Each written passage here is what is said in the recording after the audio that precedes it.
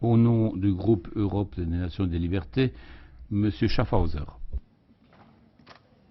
Je voudrais d'abord remercier mes collègues, une fois n'est pas coutume, pour leur pertinence sur l'analyse du Congo et plus particulièrement M. Pittella. C'est un pays que j'aime beaucoup.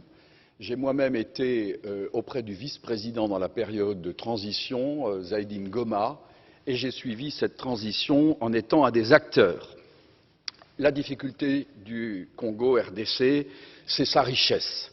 Puis-je rappeler que Laurent Désiré Kabila on est allé le chercher parce que l'Ouganda et le Rwanda avaient décidé, sur ordre d'une puissance extérieure, je peux donner des précisions, d'envahir le pays.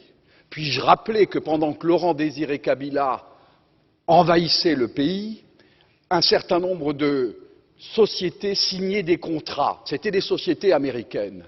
Puis-je aussi rappeler que lorsque Laurent Désiré Kabila se retourna en étant un patriote pour son pays, on décida, ici à Bruxelles, j'ai eu l'information, je peux dire de qui, il est décédé depuis, son élimination, et qu'on est allé à Washington chercher également l'ordre, et il fut éliminé 15 jours après. Et puis-je rappeler qu'on est allé chercher alors Joseph Kabila en se disant, ce jeune, on le manipulerait parce qu'il n'était pas il était de nationalité rwandaise et qu'on allait en faire un président.